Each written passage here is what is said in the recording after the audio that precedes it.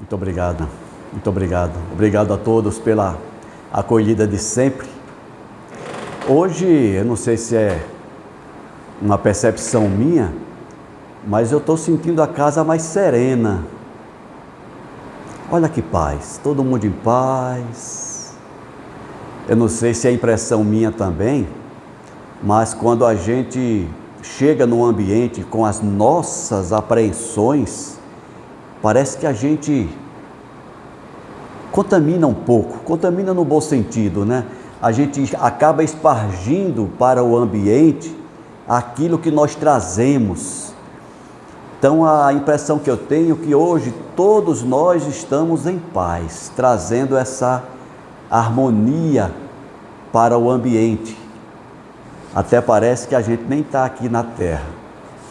Estamos num ambiente bem harmonioso. Que assim seja os nossos corações e as nossas mentes.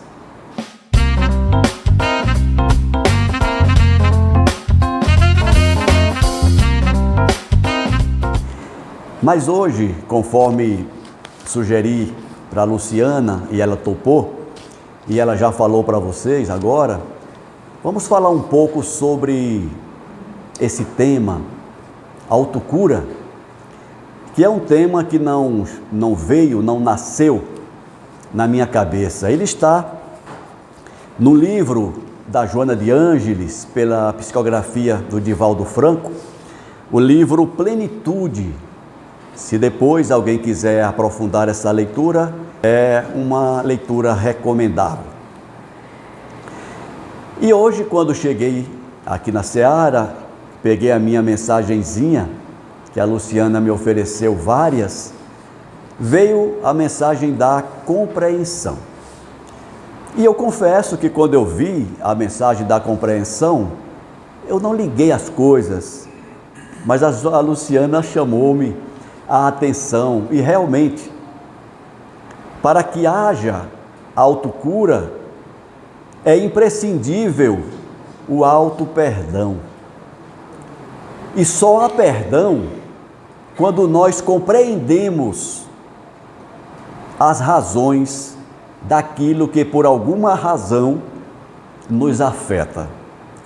Então hoje nós vamos encaminhar as nossas reflexões nesse sentido. Mas antes de adentrarmos no tema propriamente dito, conforme nos oferece a Joana de Ângeles, vamos começar relembrando o que nós estamos fazendo aqui. E esse processo de relembrar o porquê que nós estamos aqui é que vai nos favorecer a necessária compreensão do processo. Por exemplo, não podemos ou não devemos esquecer que ninguém está aqui neste planeta a passeio. Isso é ponto crucial para o processo de autocura e para o processo de compreensão. Por que nós estamos aqui neste mundo? E a doutrina espírita, além de outras filosofias, também já dizem que nós estamos aqui com um único objetivo, que é o aprimoramento do espírito. O aprimoramento enquanto seres humanos. E quando eu digo aprimoramento enquanto espírito, eu não estou me referindo apenas àquilo que nós seremos quando desencarnarmos. A gente não pode esquecer, não deve esquecer, que quando encarnados, nós continuamos sendo espíritos, só que encarnados. E quando nós trabalhamos o aprimoramento do espírito, nós estamos trabalhando o aprimoramento do ser humano que somos. Nós espíritas que estamos trabalhando com a ideia da chegada do mundo de regeneração, e infelizmente alguns esperam que o mundo de regeneração chegue como um toque de mágica, onde a gente vai dormir no mundo de provas e expiações e acorda no mundo regenerado. Quem assim pensa está enganado. Porque o mundo de regeneração nada mais é do que um mundo habitado por seres regenerados. Então, se nós queremos um mundo de regeneração, precisamos nos regenerar, para que sejamos uma humanidade regenerada, e aí sim, o tal mundo de regeneração chegará. Então, esta é a primeira preocupação que nós devemos ter, pensar sobre isso. O que é que eu estou fazendo neste mundo? Por que que Deus me mandou para cá? É porque nós precisamos passar pelas experiências que este mundo oferece para nos transformarmos. Mas nesse processo de autotransformação, nem sempre nós semeamos flores. Muitas vezes nós semeamos espinhos. E não é por maldade nossa. Nós semeamos espinhos em função da nossa ignorância, em função do nosso desconhecimento das leis que regem o processo e também em função da falta de uma vontade muito sincera de querer nos transformar. Daí a rudeza deste mundo, daí as dificuldades pelas quais precisamos passar, porque serão essas dificuldades, essa rudeza, que farão com que nós adquiramos a compreensão do processo e aí sim comecemos a nos transformar. Fora da perspectiva religiosa, o pai da psicologia analítica, o Carl Gustav Jung, nos diz que enquanto nós não adquirirmos consciência da nossa existência, nós não avançaremos no processo de individuação, que é quando a consciência se aproxima do inconsciente e nos tornaremos seres integrais, completos. Então, a compreensão desse processo é imprescindível para que nós percebamos a necessidade do auto-perdão e, consequentemente, da autocura. O Jung, ele também diz que todos os males que nós identificamos no outro existem em nós, na mesma proporção. O outro que nós classificamos como mal, nada mais é do que o nosso espelho espiritual, o nosso espelho moral. Então, muitas vezes, aquilo que nós não conseguimos perdoar no outro, é porque nós não conseguimos perdoar em nós mesmos. E enquanto nós não conseguirmos nos perdoar, o processo não avança. Atualmente nós estamos assistindo na humanidade uma verdadeira epidemia de processos depressivos. E na mesma monta, um processo obsessivo.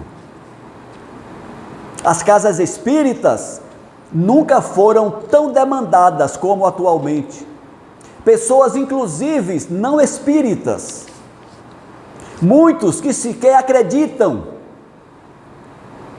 naquilo que a doutrina espírita ensina, mas em função dos problemas vividos, acabam indo pedir ajuda nas casas espíritas, porque não suportam mais a fadiga de conviverem com os tais processos obsessivos.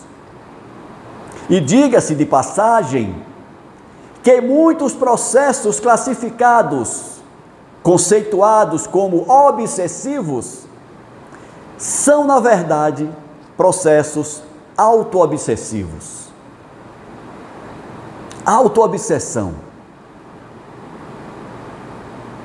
O Dr. Inácio Ferreira, pela psicografia do Bacelli, tem um livro que eu sugiro a leitura, intitulado Egos em Conflito. Ego é uma estrutura psíquica que foi trazida pelo Jung, que representa o gestor da nossa consciência. Então, a cada reencarnação, nós temos um ego que comanda a nossa existência física, mas quando nós desencarnamos, esse ego, ele não se dilui. Ele passa a habitar a nossa inconsciência. E sempre que nós reencarnamos, os egos que nós desenvolvemos em encarnações anteriores estão presentes no processo atual, participando inconscientemente dos nossos pensamentos, dos nossos sentimentos, das nossas decisões, sem que nós tenhamos a consciência disso. Imagens inconscientes, imagens que o Jung classificou como imagens arquetípicas, que são decorrentes dos arquétipos ou dos modelos mentais que nós trazemos de outras encarnações. O Jung não fala em encarnação, o Espiritismo que interpreta dessa maneira, acabam por interferir no ego vigente. E aí nós entramos em conflito com nós mesmos. E para isso, Deus, em sua infinita misericórdia, permite que técnicas, que terapias venham até nós para nos ajudar no processo de autocura. Então nós temos as terapias espíritas, nós temos as terapias espiritualistas, que não necessariamente de acordo com a doutrina espírita, mas que também têm a sua eficácia. E além disso, temos o desenvolvimento da psicologia, como a psicologia analítica trazida pelo Jung, tudo para nos ajudar a identificar os gargalos que nós carregamos em nós mesmos, sem saber que são muitas vezes os grandes causadores dos nossos males. Então, quando nós estudamos, por exemplo, a doutrina espírita, que nos chama a atenção para a necessidade de observarmos os nossos pensamentos, Jesus já disse: onde está o teu pensamento, aí está o teu tesouro. Essa frase significa: onde está o teu pensamento, aquilo que você pensa com frequência, é o teu valor, é o que você valoriza, é o teu tesouro. Então, se você pensa, por exemplo, em culpa, se você se sente culpado, é ali que está o teu tesouro. O teu tesouro é a culpa. Então você vai viver em função da tua culpa. E a gente sabe que a culpa, ela só tem uma importância. A culpa é importante para que nós reconheçamos o erro, e só. A manutenção da culpa não nos ajuda em nada, e ainda piora, e ainda dificulta a nossa caminhada. Então, quando nós cometemos um equívoco, quando nós erramos com alguém, reconheçamos o erro. Dá para corrigir? Corrijamos. Procuremos aquela pessoa peçamos desculpa, peçamos perdão. Ah, mas eu gerei um desgaste material, um prejuízo qualquer. Vamos corrigir. E vira a página. É vida que segue. Mas o pior são as culpas trazidas de existências anteriores, as chamadas culpas inconscientes. Daí a necessidade da oração, para que os nossos mentores nos auxiliem, nos ajudem nesse processo de desvencilhamento dessas amarras, dessas âncoras que nós trazemos do nosso passado.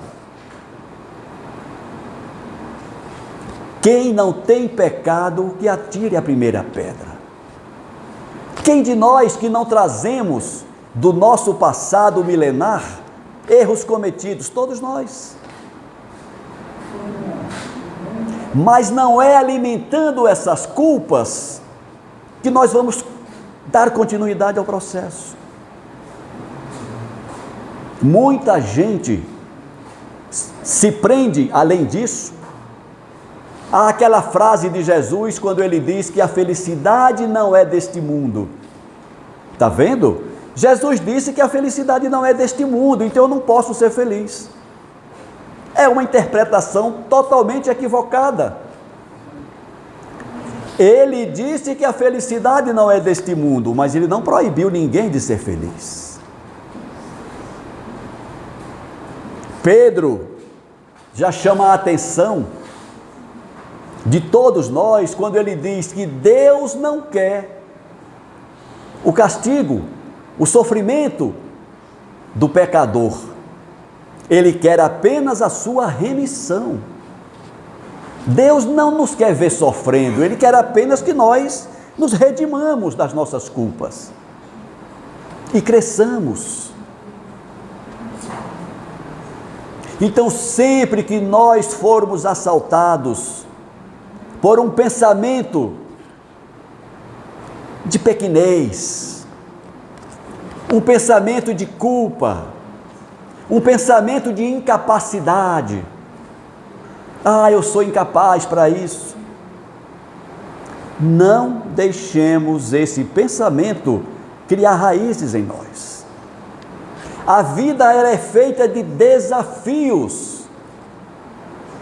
Todos nós temos desafios. Uns preferem dizer que todos nós temos problemas.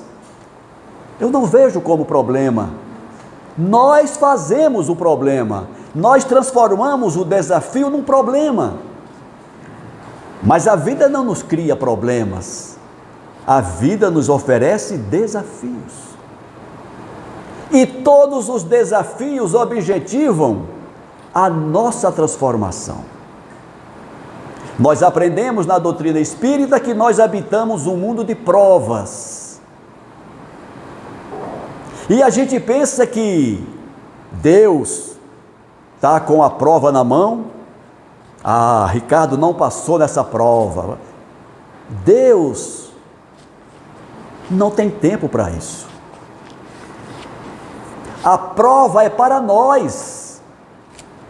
Eu estou sendo provado. Na escola, quando o professor entrega a prova, qual é a intenção do professor? É nos reprovar? Vou fazer uma prova para reprovar todo mundo. Não. Ele faz a prova para medir até que ponto a gente sabe daquele assunto. A vida também. As provas vêm para que nós saibamos até que ponto eu posso vencer aquela prova. Quando nós desistimos, quando nós nos amedrontamos, nós criamos um problema. E na grande maioria dos casos, as provas da vida, elas vêm exatamente para nos ajudar a perceber que nós já somos capazes. Porque, segundo Jesus, Deus não dar um fardo maior do que a nossa capacidade. Deus não coloca fardo pesado em ombros frágeis. Então a prova, ela vem na exata medida das nossas forças, para que nós provemos para nós mesmos que somos capazes de vencer a prova. E quando nós vencemos uma prova, nós nos curamos daquela ideia de incapacidade que nós tínhamos. Lembram aqueles que já passaram da mocidade? Lembram da época quando nós éramos jovens, que a gente não tinha medo de nada? Hoje, eu olho para trás e digo assim: mas como foi que eu venci aquilo? Hoje eu olho para trás e vejo os desafios que eu venci, e eu digo para mim mesmo: se fosse hoje eu não conseguiria. Por quê? Porque hoje nós nos sentimos mais amedrontados em função da consciência da nossa fragilidade. Parece um paradoxo, é um paradoxo. Mas quando é jovem, não, a gente mete as caras. Então, do ponto de vista espiritual, moral, social também, precisamos manter a nossa jovialidade, no sentido de não nos amedrontarmos com as provas, de não nos amedrontarmos com os desafios, com os obstáculos. E um dos desafios mais importantes que nós precisamos enfrentar é o desafio da autocura, o desafio de erradicarmos de nós esses sentimentos que nos prendem, que nos amarram, que não nos permitem avançar. Uma autoanálise. Vamos fazer uma autoanálise. Vem cá, eu tenho medo de viajar de avião. Mas por que eu tenho medo de avião? Alguma causa tem. Ao invés de a gente desistir do avião e ir de ônibus, vamos tentar vencer esse medo? Eu tenho medo de viajar, de qualquer coisa, de sair de casa. Mas por que eu tenho esse medo? O que é que me causa isso? Ao invés de desistirmos, vamos buscar a cura para aquilo. Eu já passei dos meus 50, 60, 70, 80 anos, agora estou com medo de morrer. Mas por quê? Você já morreu tantas vezes, não acostumou ainda? Você já morreu tantas vezes. Você não se diz espírita, você não se diz que acredita na vida após a morte, você não diz que acredita em Deus, mas na hora da prova você quer fugir dela. Então essas amarras, elas precisam ser compreendidas por nós, para que nós possamos fazer o melhor uso possível da nossa existência, para que nós façamos o melhor uso possível dessa oportunidade que Deus, que a natureza está nos oferecendo. Então, nesse sentido, para isso, a Joana de Ângeles, no livro que eu já citei, Plenitude, ela nos dá 4 sugestões. A primeira: observe o seu pensamento. Qual é a sua preferência? A fim de que irradie energias positivas, saudáveis. Vamos ficar atentos aos nossos pensamentos, aos nossos sentimentos. Cada vez que percebermos que um sentimento de melancolia, de tristeza, de medo, de dúvida está surgindo, vamos reagir a isso. Não vamos permitir que se instale. Diante de um fato dessa natureza, reforcemos nas orações. É a hora do orai. Orai.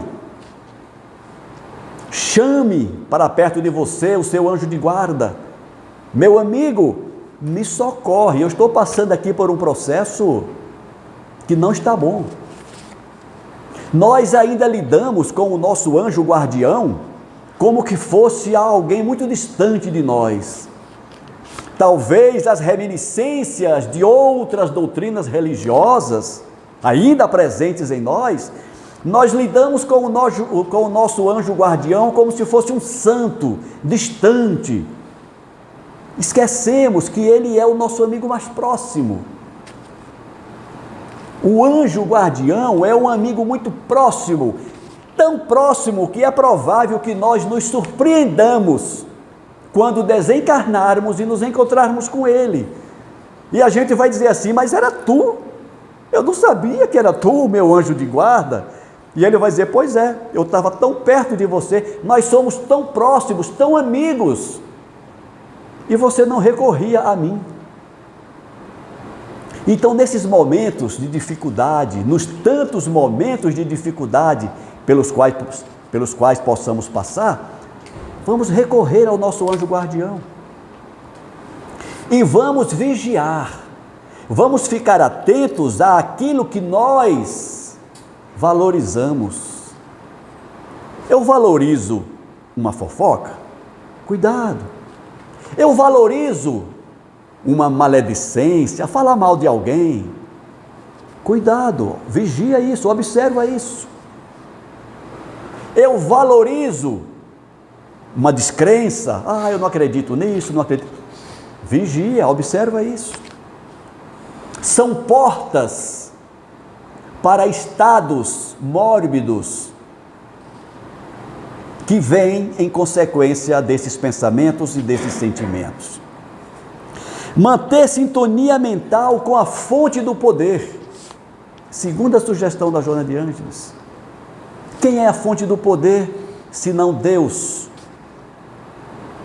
Vamos nos manter conectados com Deus, em nossos pensamentos, em nossas orações, no nosso dia a dia.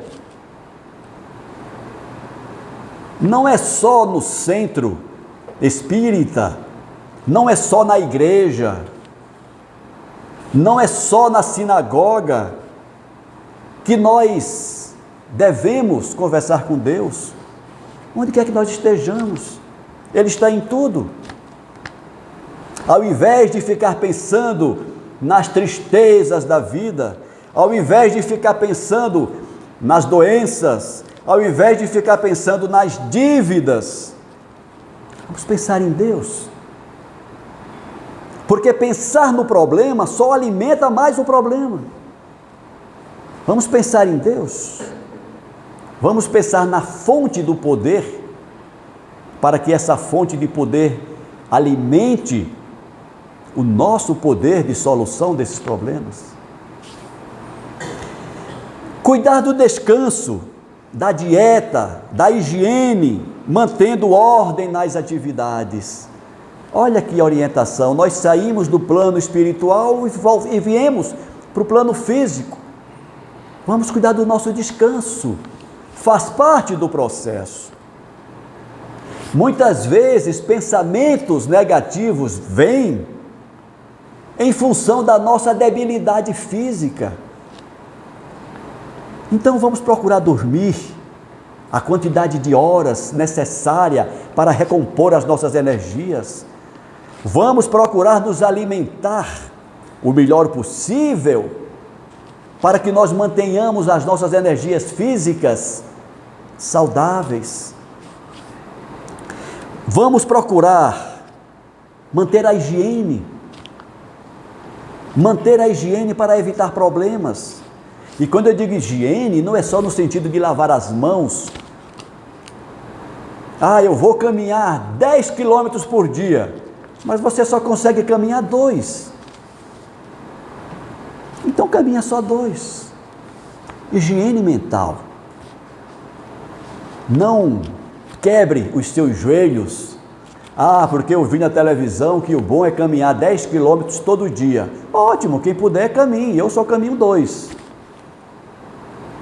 Ah, eu ouvi dizer, cuidado com a internet, né? A internet tem solução para tudo. Ah, eu ouvi dizer, se você comer isso com aquilo, você vai curar suas doenças. Cuidado.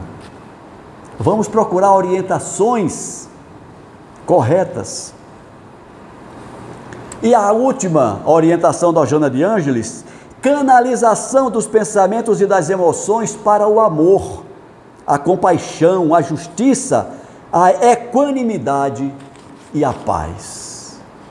Então, esses 4 tópicos da Joana de Ângeles nos dá um roteiro para que nós tenhamos uma vida, uma existência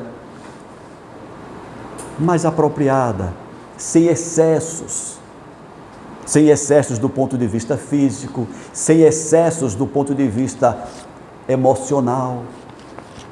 E eu posso falar disso para vocês, porque eu carrego aqui uma gastrite, e já fui a vários médicos, e os médicos dizem: seu estômago não tem nada, está tudo certo, controla a tua ansiedade que você vai ver que melhora. Eu já estou convencido disso. Então o problema de estômago, na verdade, está aqui. Mas como é que a gente corrige isso? Estou tentando ainda encontrar um jeito. Mas estamos tentando. Alguma coisa nós já estamos evitando. Então esta é a proposta que nós trazemos hoje. Isso não significa que nós vamos eliminar todos os nossos problemas. Ah, a partir de agora eu vou viver como uma pluma. Não. Aquilo que nós chamamos de problemas, que na verdade são os desafios, vão continuar. O que vai mudar é a forma como nós lidamos com eles. O que vai mudar é a forma como nós vivemos a experiência do desafio. É isso que vai fazer a diferença. As provas vão continuar. E toda prova é estressante. Toda prova nos tira do prumo um pouco. Mas nós temos que reagir e voltar ao nosso equilíbrio, apesar das provas. Nós temos que reagir àquela tentação de desistir. Nós temos que reagir àquela tentação de fugir. Isso, agindo assim, nós estaremos trazendo a cura, se não do corpo, efetivamente, mas com certeza a cura da nossa alma. Porque nós também já sabemos que toda doença física tem sua raiz no campo espiritual. Todo corpo doente é consequência de um perispírito comprometido. Então, a proposta de autocura da Joana de Ângeles é de curarmos o espírito, o perispírito e, consequentemente, o corpo físico. Ah, Ricardo, mas nessa encarnação não vai dar mais tempo de curar o corpo físico. Não tem problema. Os nossos objetivos não se encerram aqui. Na próxima encarnação, você virá com um corpo são. Porque os problemas que você carregava no perispírito foram descarregados agora. Compreender esse processo faz parte da nossa cura. É que nós ainda somos muito imediatistas, né? Estamos falando de autocura e a gente já quer se curar agora, 100%. É um processo. O título já diz, processo de autocura. Se a gente começar agora, Até ao final dessa existência vamos perceber algum resultado, mas com certeza na próxima é que nós vamos conseguir medir tudo o que nós construímos nesta existência. O processo de autocura é do espírito e, por consequência, do corpo físico. Eu espero ter contribuído mais uma vez com um tijolinho na construção desse processo. O processo é lento, nós sabemos, é difícil, nós sabemos, mas é possível. Quando a gente quer, a gente consegue. Quando a gente quer, a gente arranja um jeito de fazer. Quando a gente não quer, a gente arranja uma desculpa. E não é arranjando desculpas que nós vamos promover a nossa cura. Grande abraço a todos, que Deus nos ajude nesse processo e que Jesus continue iluminando nossos pensamentos, nossas atitudes e os nossos comportamentos. Muito obrigado.